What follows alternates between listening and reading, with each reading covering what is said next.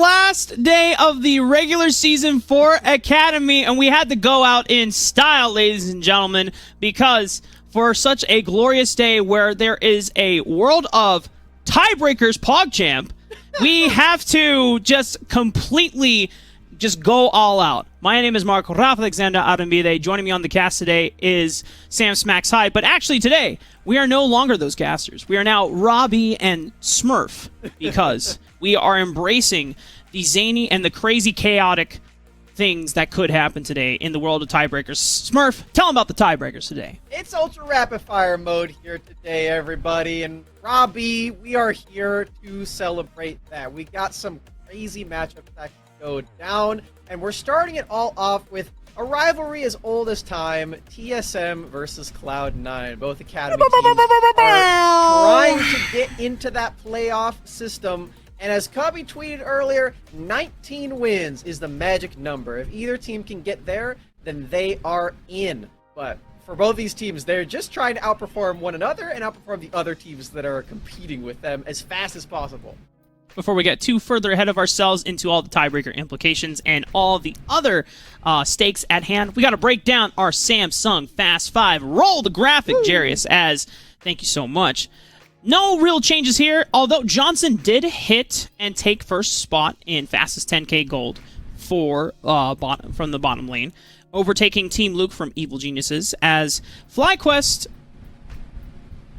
last week or yesterday did not have the best showing against Team Liquid. Team Liquid came out full swinging in that 2-0.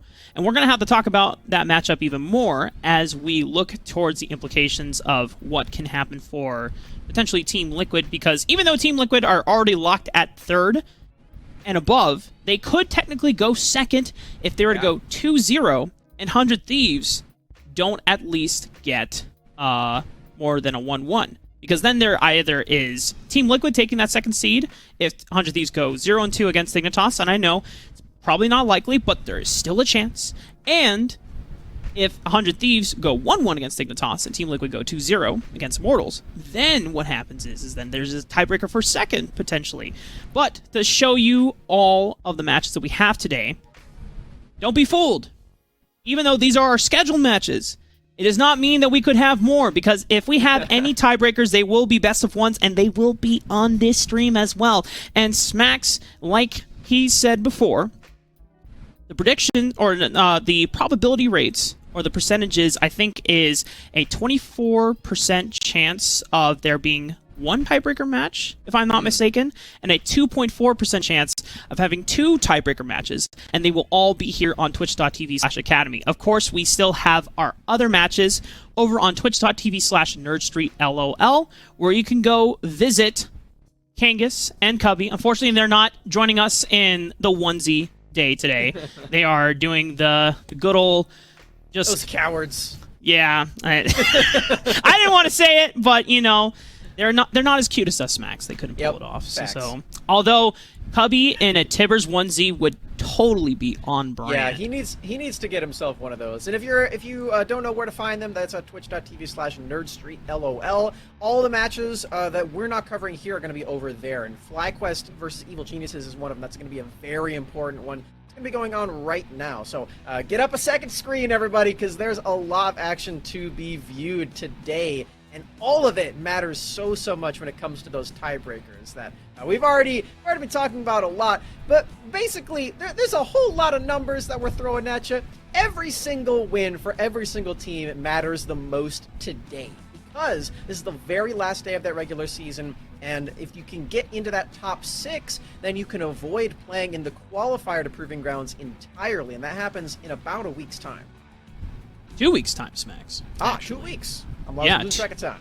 Yeah, a week from now will be Academy Playoffs with the quarterfinals on August 5th, whereas 2 weeks from now, on August 9th, it will be the first day of the Unified Grand Prix qualifier, and is basically the last chance qualifier for both the semi-pro teams that did not make it as the 4 seeds, which were our Wildcard Red, AOE Esports, 100 Thieves Next and Cloud9 Amateur. They have already qualified through the Tier 2s that concluded as of yesterday, and will be awaiting alongside the top 6 teams that will be determined and locked in after today's matches and broadcasts, both here on the Academy channel and on Nerd Street LOL. And let us bring up our roster graphics for today's first match between TSM and Cloud9, because like the FlyQuest and Evil Geniuses match, these two matches are probably the most important in determining which tiebreakers we might see today, because when you look at Cloud9, Evil Geniuses, TSM, and Immortals, they are all within the 6th to 4th spot tied, but one of those 4 teams is not going to make the top 6 and will have to play for their lives in the Unified Grand Prix qualifier starting 2 weeks from now. Yeah, so you see what we're saying. All of these wins matter so much for these teams. Cloud9 went into this weekend with 18 games, or 18 wins for them. They only need to hit 19, but they did take an 0-2 yesterday, so they're still on that tightrope, still waiting to see if they can make it across or fall down to the trampoline below. Because they do have another chance when you get to that UGP, but they definitely do not want to do that. They want to keep going across. And as you can see on the bottom of your screen, they are going to be up against TSM, who are starting with Takeover today. Sword played both games yesterday, got that 1-1. There are going to be subbing in Takeover for the high-octane gameplay that we love to see from that mid-jungle duo. The Takeover Hyper 2v2 has been something me and Smacks are been a big fan of, where we feel like the higher pressure that Takeover is able to bring in lane is able to elevate and allow Hyper to kind of inflict his free will, but we do have to give credit over to Sword, because even though the tendency in the history of Sword's gameplay has been more on the supportive side and more for playing for the team, he did pull out a pretty damn good LeBlanc game yesterday in their series against Golden Guardians, and that, I think, is something to merit. So whether even if TSM is able to break into the top 6 going into Academy playoffs, or if they are not able to make it and go to Unified Grand Prix, I still have TSM as a team that cannot be slept on, especially considering that they now have a powerful 2 mid laner combo that they can swap out throughout longer series, such as best of 3s and going in eventually into best of 5 smacks. And for Cloud9, their opponents today, they are also a very scary opponent that I'm sure most of the teams playing in UGP do not want to have to play their way through to get to Proving Grounds. As just yesterday, we got to see some domination in the bottom lane from King and Isles, going for so many 2v2s and getting solo kills in them as well. So a very impressive play from them, and we're going to have to see if they can put that to good work against Cody Sun and Yursan, who have been having a very nice set of games of the past few weeks as well. So far on the draft phase, we have seen an elevation in Syndra priority thanks to that mana buff for her Dark Sphere, going from 60 to 40 mana on the level 1 cost, which, as you said, Smacks, it gives her essentially an extra Q versus 3 versus 2 that you can use in lane, and it gives a little bit of extra harass and wave manipulation power. So far, there are no bans towards the LeBlanc or the Syndra, so far as teams have been willing to just kind of exchange. If you got the Syndra, I get the LeBlanc, and vice versa. Diego and Gwen are still up on the table, and one of those might be banned. Also, don't forget that Lulu and Karma are still picks that... Callista. Okay.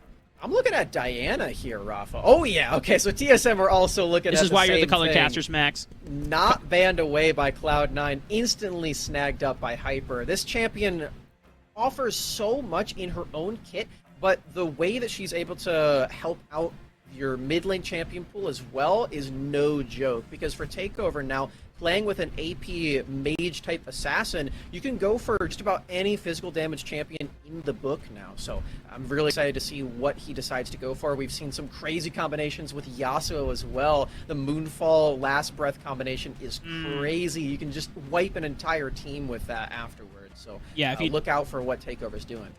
Yeah, if you don't want to full commit to the Yasuo-Diana composition yet, you can open up with the set flex that has been powerful for both Takeover and Hanser in the past. Renekton as a flex option as well for both of those solo laners works as well. Looks like TSM Academy are not too concerned about their solo lane picks right now. They want to lock in their bottom lane counter picks of choice going into that Varus Thresh with the Kai'Sa and Nautilus. Classic all-in combo that we've seen during the spring split as well, kind of making a resurgence here as Nautilus has remained a premier support outside of Thresh.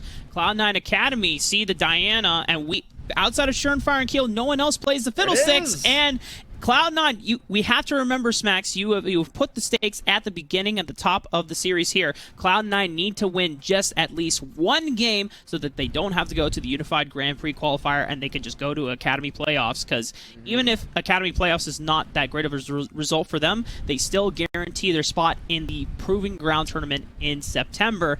And for Cloud9, they're going to step off with the right foot and just try to go with the most insurance policy they got, and that is going to be Surenfire's Fiddlesticks here. They only need one Nexus, as I've got my mittens on, so I can really only count to one, I guess. But one Nexus is all they need, and Fiddlesticks seems to be their choice for that. Oh, you do have two. Yeah, I don't have a thumb. I got scammed. Yeah, that's a genetic diff. Get dude. But you got a spatula. It's very comfortable, though. I do have a spatula. It's right here. It's great. So I can count to one with this. But anyway.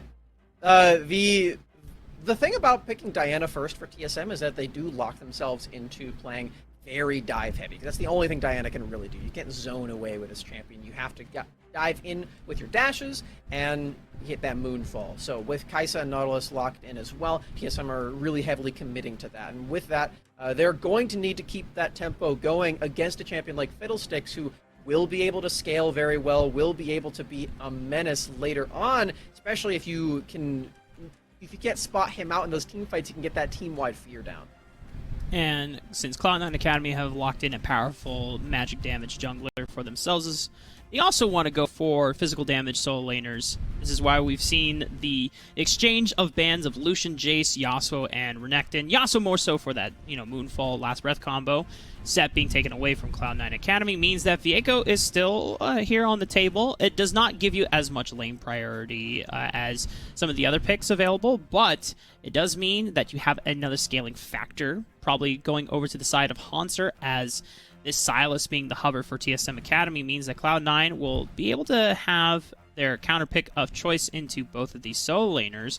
And with that Sylas lock in, you now have access to powerful ultimates, Chain of Corruptions. You get to have the Crow Storm. You get to also have the Showstopper from Set. Truly, I'm not too big a fan of this one, though, because it does provide another champion that's very similar to Diana, and typically you only want to have one of those so that your opponents can't just build a bunch of magic resistance and void all the things that both your champions want to do. So I'm a little bit worried. Also worth noting that if you take Crowstorm on Sylas, you don't get the fear, because the fear comes from Fiddlesticks' Q, and so you don't actually get access to that ability. Now, Viego does, so Viego can use that for himself, but we can't see that from Sylas, as we are going to have the Gwen locked in as a response in that top lane. Still don't quite know which solo lane is going where for TSM, but it is very likely going to be top Gwen.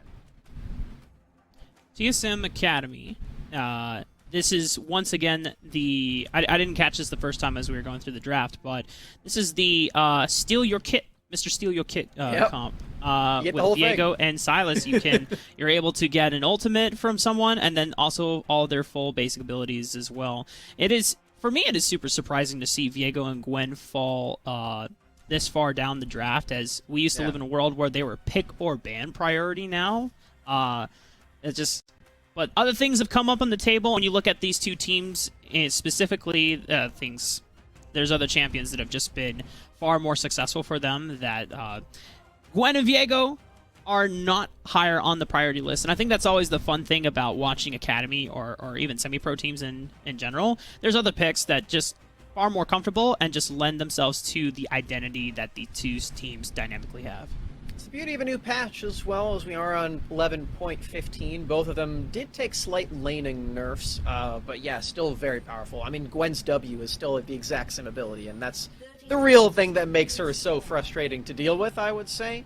As we are now onto the Rift. As a reminder, everyone, both of these teams are trying desperately to get as many wins as possible. The maximum they can get today is 2, unless they get into the tiebreak situations, which very well could happen. And if they do, do not worry, and stay right here and catch all that action after the game's complete today. Looking looking at both of these compositions, Max, we didn't get the chance to go over in full detail what we really want to see. You mentioned how that TSM have a very straightforward composition. It is forward or nothing. You know, Kaisa does have a little bit of flexibility in being able to go backwards with the killer instinct, but if you already have a composition that includes Diana, you want to go forward. Nautilus also wants to go forward as well. So TSM, I am looking for Hyper to get either a huge lead for himself, whether it's using the power of his solo laners to gain advantages and invading onto the Fiddlesticks early.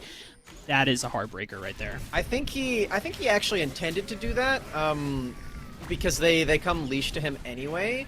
You know, as long as the red buff doesn't reset, then it's completely fine, because you're still gonna finish at the relatively same time. So it's not really a heartbreaker. We got scared there for a second, but he is leashing to himself towards the Krugs and full clearing on this top side of the map. However, with that ward the TSM were able to place, I wonder if this incentivizes Hyper to go for and invade onto the bottom side of the map, depending on if Cody and Yurson are able to get the first push here. As of right now, though, both of the junglers clearing their entire red side. Looks like Hyper actually elected to go for red buff last, so going for the AoE clears probably means that he started with W, the shield, as see what he wants to do. There is a gank timer now as Copy's pushed very heavily in, but y'all know ganking set is sometimes a little bit more difficult than what he would otherwise let up.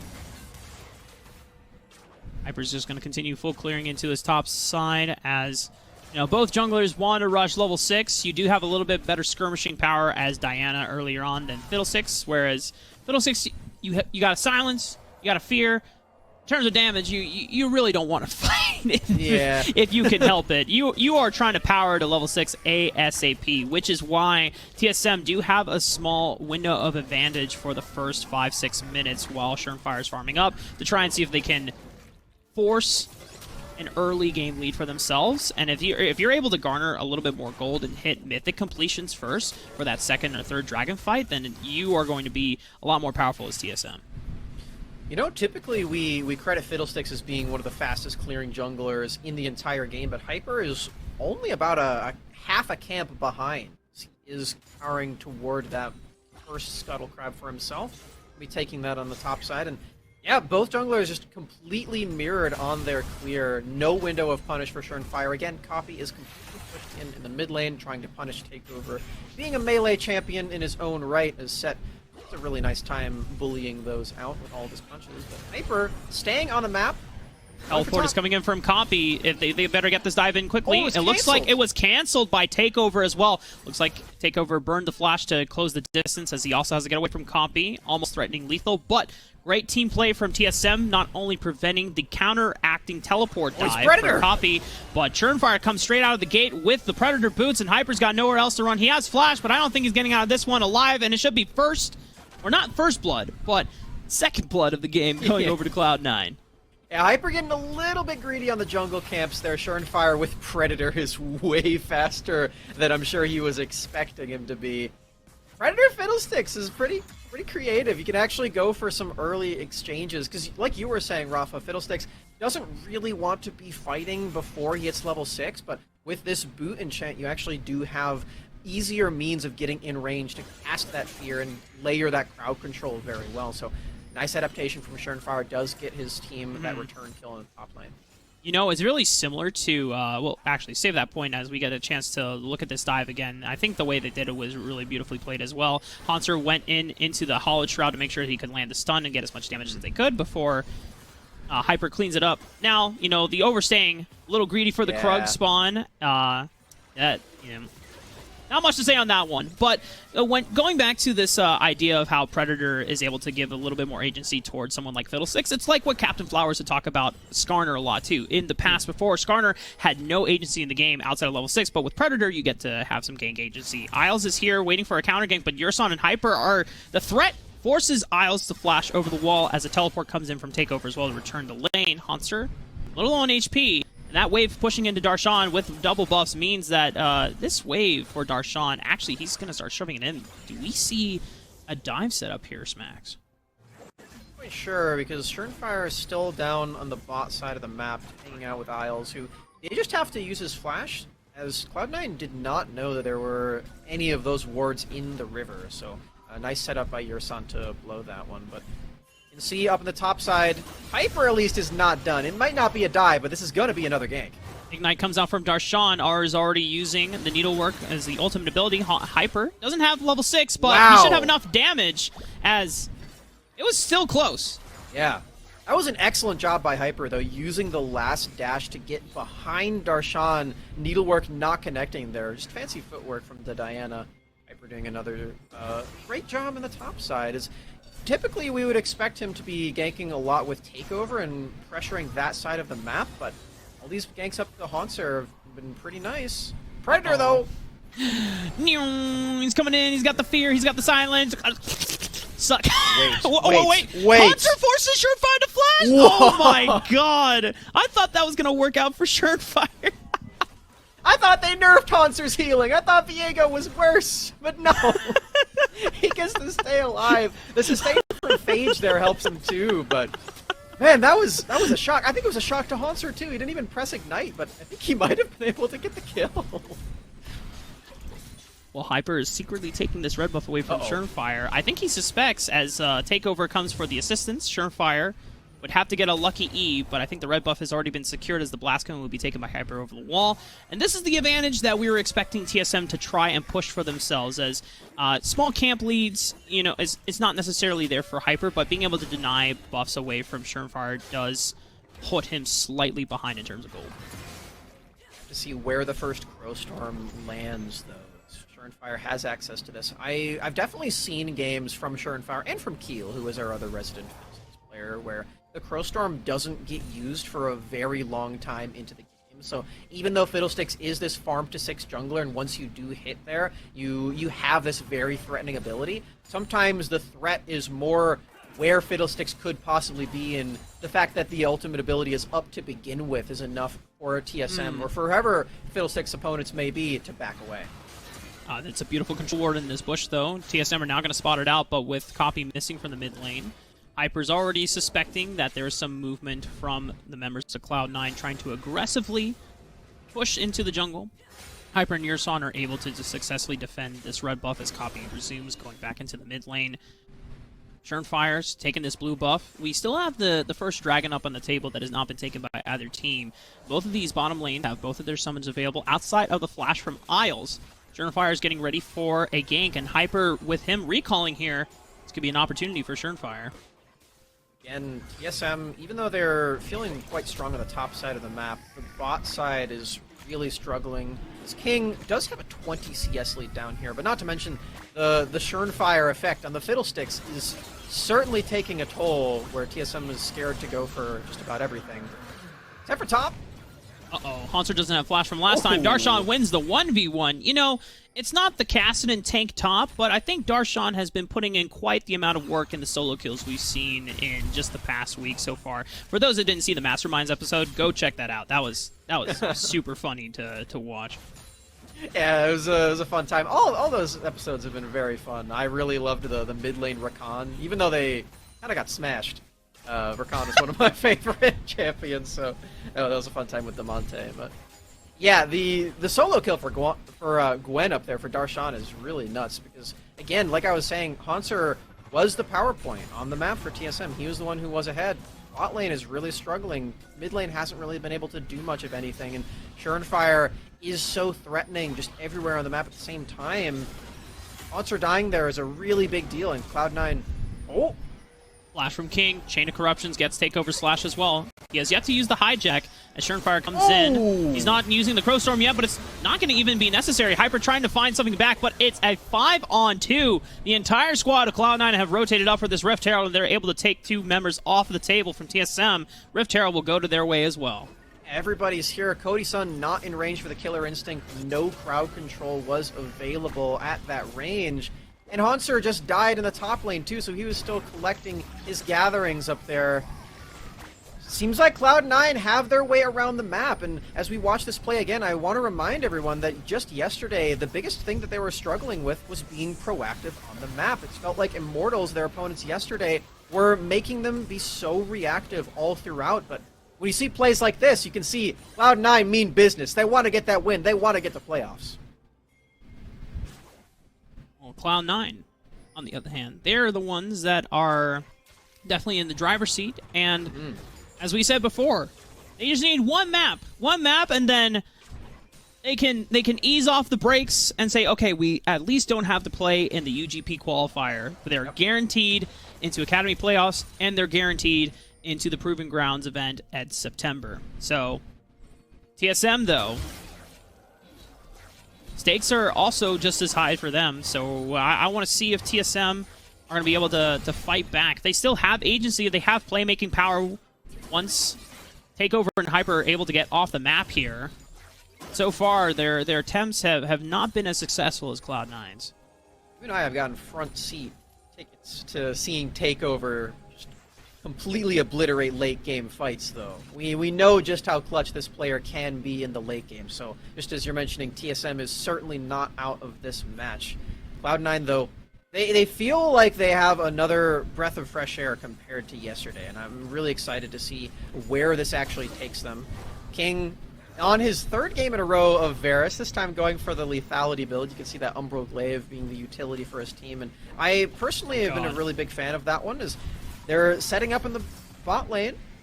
Teleport is preemptively coming out of, I believe, Takeover. Copy might be in a bad spot, but thanks to Isles with the Dark Passage, he's going to get escorted safely, but that is a trade that Cloud9 are willing to take, as they have burned another summoner from TSM. Necessary response from Takeover, but Cloud9 have everything that they need to back away and put the pause, put the brakes on, ensure that they don't go too far forward, as they do have the lead right now. And Darshan sticking around top side as well, doesn't need to teleport to the play, stay up there and threaten another solo kill. Doesn't have his Mythic online quite yet, as he did take a pit stop for the plated steel caps. Haunter full Divine Sunder might mean that Darshan can't go for any more really aggressive plays, but Gwen is very threatening. I don't want to make a claim that Gwen is bad in lane or anything. This champion's still crazy. We have another dragon coming up in about 50 seconds here, Smacks, as well. And so far, the movements from Cloud9 have been, after shoving lanes, getting some vision control on this topside river, as Isles and Turnfire are now ready to make the gank. Crowstorm, boom, goes the dynamite for Takeover. Takeover goes down. The Rift Herald will be answered in response. This will set up not only for a bunch of plates, the first turret being taken of the game as well, but also you can now easily rotate and set up for the dragon. What I was talking about, Rafa, we're almost 14 minutes into the game, and that was Schernfire's first Crowstorm, just because he has the deadly precision to know exactly when he needs to cast it. All the way up to level 9, has his first ability maxed out completely, but Takeover steps 1 inch too far into the lane, and of course Schernfire is going to be there. Of course he's going to have that Crowstorm ready, and of course they're going to find another kill in the mid lane. Great job from the jungler of Cloud9. They won't have Crowstorm for this dragon, but they still have Showstopper, they still have Chain of Corruptions, they have the box, and Darshan has both of his summoner spells. As TSM, I think they're giving up on the dragon, and they're just getting ready to dive Darshan, as he is getting quite out of hand at the moment. They're going to dedicate 4 members towards the top side of the map. Darshan does not have any summoner spells that would get him out alive. Gonna try to see if he can stall as much time as he can. Copy will come up and try to see if he can rectify the odds here. Shutdown comes out from Hyper, as Yerson will use the stopwatch. Copy tries to flash him with a facebreaker. Does not clip Yerson in the crossfire. TSM will get all their members out alive, getting the dive successfully down into Darshan. As Schernfire is soloing the dragon, while the rest of Cloud9 are in pursuit, trying to see if they can find any TSM members. They're going to be able to. TSM is a little bit quicker on the escape. But Cloud9 do still have all these members up on the top side, while Schernfire gets to solo out that dragon. One of the other benefits of having Fiddlesticks, you get to take those objectives and not take a single point of damage thanks to the Bountiful Harvest. So Cloud9 just pressuring multiple sides of the map. But again, great dive from TSM. Take a moment to breathe here, Smacks. The pace of the game is starting to slow down, as Cloud9 have fully rotated their bottom lane over to the top half of the map. Now that the turret plates are gone, they want to start working towards knocking down these outer turrets. And this mid-tier turret being taken away from TSM does give Cloud9 a little bit more access and freedom to start invading into the jungles of TSM. See if they want to use that pressure sooner rather than later. Crowstorm is available yet again. And like I was saying before, all you have to have is the threat of the ability being there. You can get any leeway with that one for Cloud9, then TSM just have to back away for every single play, even if the ability isn't used. Copy also, I have to highlight Copy because he's been able to do a lot in this lane. The roams have been nice, the threat of just making plays has been nice, and even the last thing we saw him do was just barely miss out on a facebreaker. He's keeping up in farm in this melee matchup, he's been pressuring Takeover a lot, and we haven't been able to see the same level of threat that Takeover typically brings to a TSM Academy game. For Cloud9, they are not only neutralizing Takeover as a team, but also they're neutralizing TSM's ability to find picks and ways back into the game as, you know, not to say that their scaling isn't quote-unquote there. You know, Hyper could get to the point where you can just nuke King to oblivion. You have Viego that can pick up powerful members like Gwen and Set to implicate the fights and bring it into your favor. But notice how Darshan is once again by his lonesome. Copy will teleport preemptively to ensure that the dive isn't as successful for TSM, but they're still dedicating 4 members. They've burned the wave though. They're gonna commit. Knock up onto Copy, still has the Haymaker shield. That's a lot of true damage returning, but Darshan is he going to be able to find a return kill back? Looks like TSM are able to juggle turret aggro beautifully and get out with no casualties whatsoever. But once again, Cloud9 have already preemptively set up for the objective trade, taking that Rift Herald, and now they will be looking to make more damage on the map. Certainly an attempt from Copy to come down bot lane and say, "Get down, Mr. President, I got you!" But ends up dying all the same. TSM's dive goes off very smoothly, and I really like the way that they've been using stasis on these dives. You can see that whoever has the stopwatch available is the one to tank the turret, and then they come within an inch of their life, pop that stasis, and it goes completely smoothly. We get to see this one yet again.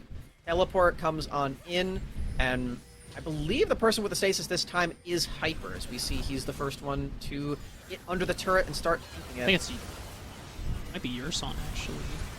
Yurson did it earlier, so he couldn't no, you're him. right. It is. Yep. Right on the tip. There it is. Again, another dive, and Darshan has been, he's definitely been the target. I gotta say, he played against Immortals yesterday. They were definitely prepared for it against Immortals, because there's the signature Viper and a dive in the early game, but TSM has been doing it even more than Immortals did, which is definitely saying something. Come on, man. They recognize Darshan's power. He got the R5 Gwen, and he has gotten a couple of solo kills advantage against Haunter. So recognizing it and trying to stunt it as long as they can is in TSM's interest. The Rift Herald is still available for Surenfire, though. We have a dragon away from the third spawn, which is going to be an Ocean Soul this game. Not necessarily the best dragon for either of these teams, but thankfully, Cloud9, you have King, who is Vars and is poking with lethality Vars, so the Ocean Dragon does get to help this champion particularly a lot. And for the ability of Gwen and Set to take extended fights after using their initial ultimate abilities, it does help Cloud9 if they are able to secure it here, as already we have members from Cloud9 getting ready to collapse and prepare for a counter gank, as TSM is also waiting in the wings to attack Darshan once again. For these next few minutes, or these next few seconds, actually, for Cloud9 are going to be really important as just showing us how the rest of this game is going to play out, because their objective setup is so important in a competition like this, where theirs is all about burst. Fiddlesticks is all about getting that ultimate down, and burst crowd controlling your entire team is... Oh god, Darshan! Hallowed Shroud prevents Darshan from going down, but he's losing almost his full HP bar health to get a recall, and will have to teleport back in, but Takeover was routed off. And the Crowstorm does take down the mid laner for TSM. He already burned his teleport as well, so even if he comes back by the time this dragon is almost about to go down, TSM don't have any chance of being able to contest. There's no way they can go back in. Darshan threatening the teleport. He just took his recall, and Takeover dying there with his flash used and his teleport used. Cloud9 bring themselves up to that Drake point. This is exactly what I was talking about. The objective setup Well, they didn't actually do a whole lot of it. They didn't lay in wait like we expected them to. It was still enough because they still have this lead. They still have that chain of corruption to use, and all it takes is one person getting feared and picked off by this Fiddlesticks, and it'll be a success.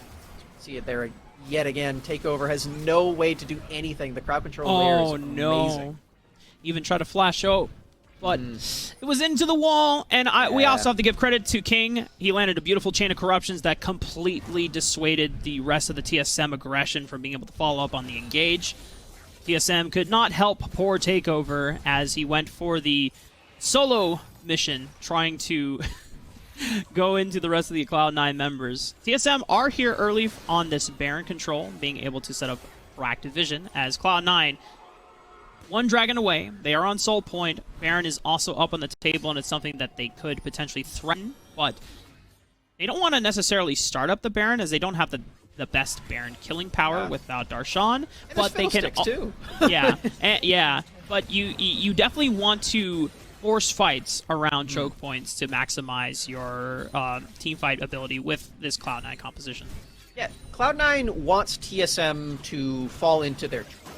That's really what the goal is here. If TSM starts up Baron, that is only good for Cloud9 because they have the Fiddlesticks. They have the ability to just snap engage anywhere as long as there's no vision. But for TSM, the way to counteract that is to have 2 control wards on all of your members, go in deep, place a lot of vision, and buy a lot of blue trinket.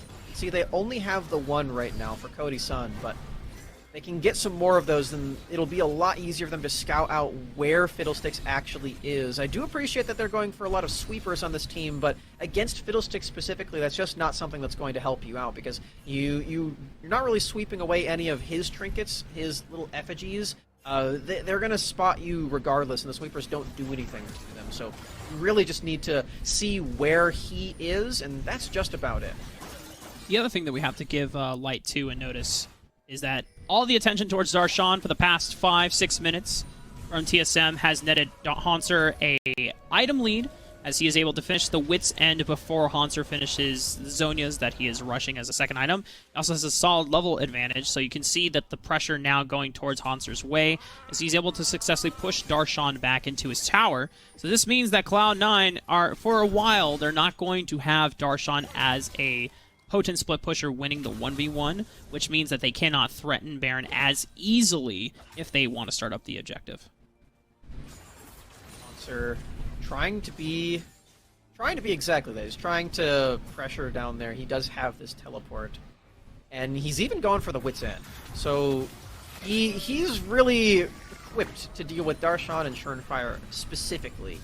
But yeah, I mean, the team fights are going to be a little tricky. And for TSM, at this point, you're really not trying to team fight for the rest of the game. You're trying to find a single pick. You're trying to find a dredge line, a depth charge, a moonfall from Diana. It doesn't really need to hit everybody. It just needs to hit one person, and then you can kill them.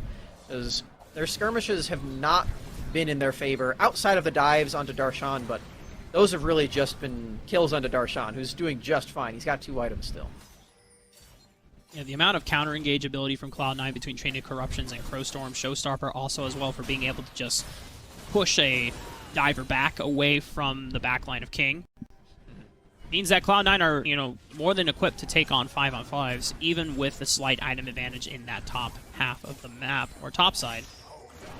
Death Sentence does find Yurson. Chain of Corruption is going to land. They're going to try to go for the pick. Crowstorm comes out, burning down Yurson. Still has the Blast Cone. He's able to get out alive, not even having to burn the flash, as first of all, he didn't even have it, but it looked like it was about to come up, but it looks like Yurson was just fine.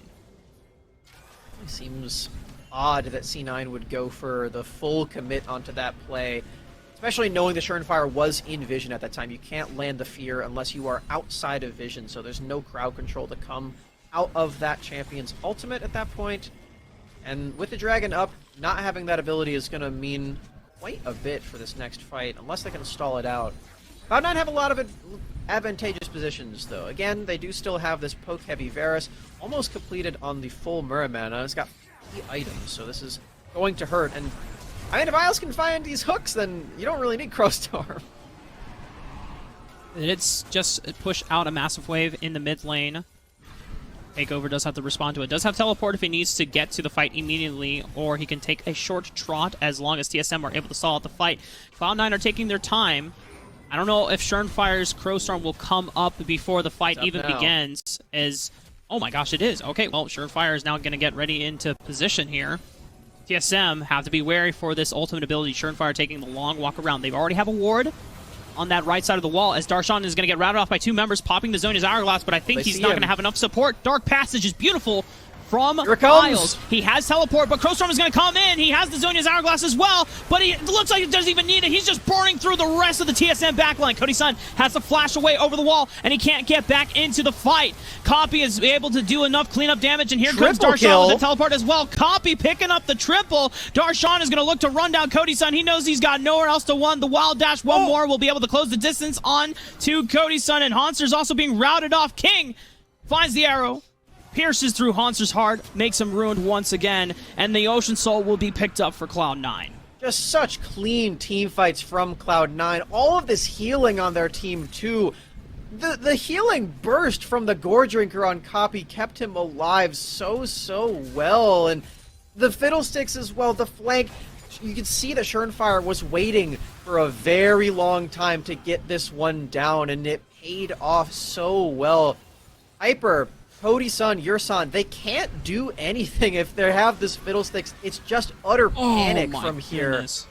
You have to pop the Zhonyas. You have to just run away, use all of your summoner spells for Cody. He even used the Killer Instinct back in just to get the shield.